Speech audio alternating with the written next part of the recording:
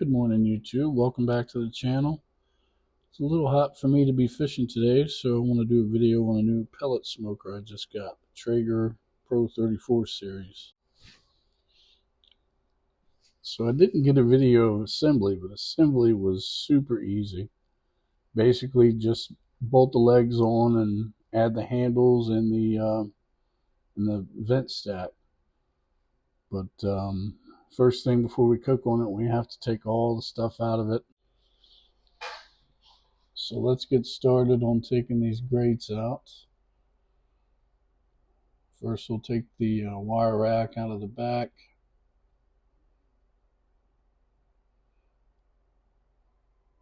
A lot easier to do with two hands, but too hot to get anybody to film for me today. So basically this is an all-electric pellet smoker. You just dump 18 pounds of pellets in the hopper on the side, and that's it. So we're getting the we've got the drain pan out and the heat deflector. So now we just got to put some pellets in this thing and start doing our test. Stay tuned. So let's turn the switch on, and then we're going to turn the knob to smoke. I accidentally cut it to shutdown, but I'm going to turn it to smoke. And then we're going to take a peek inside here where the pellets come out with the auger and see if it's moving, just to make sure that thing's moving. Fan came on. It's not putting out any heat yet, but the fan's working. Let's see if we can get a close-up shot. Yeah, it looks like the auger's turning.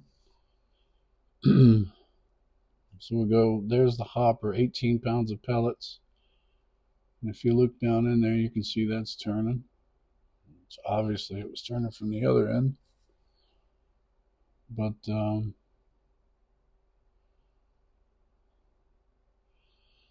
we'll close the hopper and let's go down. I think we have to put it, every time you do something, you have to put it in shutdown mode to reset it. So we got our pellets. We dumped 18, almost a whole bag of pellets in. And it took about 4 minutes, but they finally worked their way down to the fire pot. So we're just going to let a few more get down in there so we know we're good. And the auger's all primed up the way it needs to be. And they're starting to come out good now. So I think we're getting ready to shut it down again and start the burn-in procedure. It's a 45-minute to an hour burn-in to cure the grill before you cook on it. So let's get the racks and stuff back in and get that started. So we'll start by putting the heat shield back in first. That just self-explanatory, just clips in on both sides, covers the fire pot. That helps with flare-ups and too much heat in the center of the grill. Disperses the smoke a lot better. And this drain pan is, obviously you can see it's angled to the right, and on the right side there's a grease bucket that hangs on the outside. So we'll get that in there, and big old ceramic coated rack. Probably looks small on camera, but it's actually a good size smoker. And once we get that going, we'll get it fired up and get the burn-in started. And this is definitely one of the benefits of an electric smoker, as I got it set up outside my window, and I don't have to sit outside manage the fire when it's 100 degrees, so that's a plus. So we're gonna get started on, while it's got an hour burn-in, so while that's doing its thing, we're gonna start prepping the ribs. I didn't have any rib rub I normally buy, so I just kind of made a homemade rib rub out of this kosher salt, pepper, garlic powder, and paprika. Just basic. But I'll put it in an old Lowry's bottle, mix it up a little bit, and we're gonna put a mustard binder on it to help the seasoning adhere, but you're not gonna taste the mustard. It's just to help the coating stick. I'm obviously no expert. I've learned most of my smoking skills from other YouTube videos, but it's fun to try to make one yourself.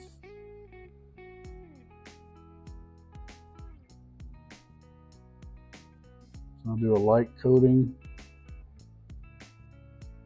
push it down in, and we'll go to something else so you don't have to watch me rub my meat all morning.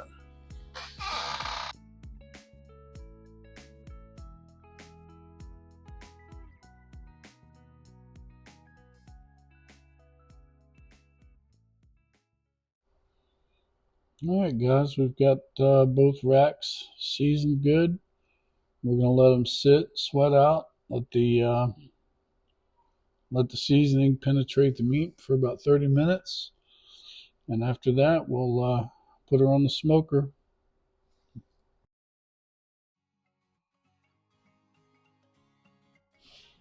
So we ended up getting some help anyhow. Miss Allie out here can't wait till those ribs are done. She's already sniffing around waiting for them. But we've got the smoker up to temp, 250, 254 degrees. We've got the ribs on. They're looking pretty good on there. Big spare ribs. We'd probably do 4 racks, maybe 2 baby backs on the top as well. It's been an hour now. And I've got some apple juice in that water bottle up there. We're gonna spritz the ribs. I didn't put a big enough hole in the top of the bottle, so I'll have to make it a little bit bigger, but just plain apple juice is all I use. Gives a decent flavor, keeps the meat moist.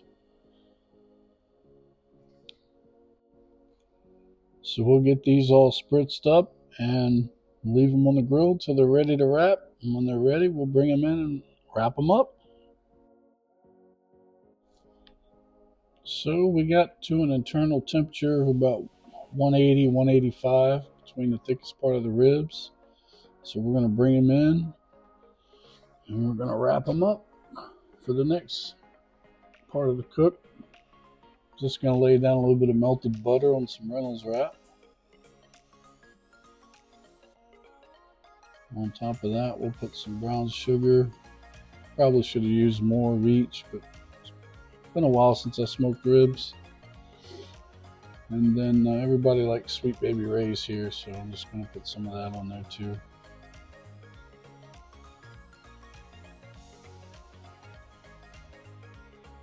Lay it meat side down. Put some more, do the same thing on top. More butter. Brown sugar and Sweet Baby Ray's. I'll do this. I've got 2 sheets of heavy duty Reynolds wrap. We're gonna wrap them up tight and we're gonna do the other rack, and once we get to that point, I'll bring you back and show you the next step. Stay tuned. Alright, we've got the ribs on the grill, the meat probe thermometer inside of it. Crank the heat up to 275, wait for that to get up, and we'll leave it on there for about 2 hours. And we'll come back. We'll do a check it for tenderness, basically, not so much temperature. I'm going to open one up. Take a bamboo skewer and check for tenderness. Now that's going in there pretty good. It's a little bit of resistance, but I think we're going to end up taking them off here soon and doing the final step, which is taking them out of this this wrap and basting some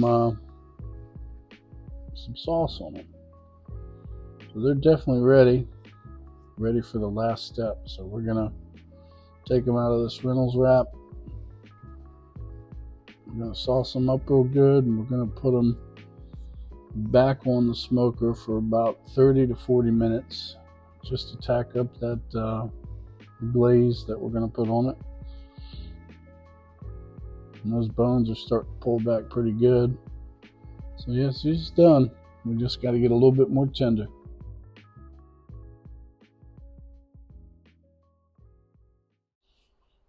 All right, so we're going back on the smoker for the last time. We got them all sauced up, and after about 40 minutes, we'll bring you back and show you what they look like, all glazed up and ready to rest.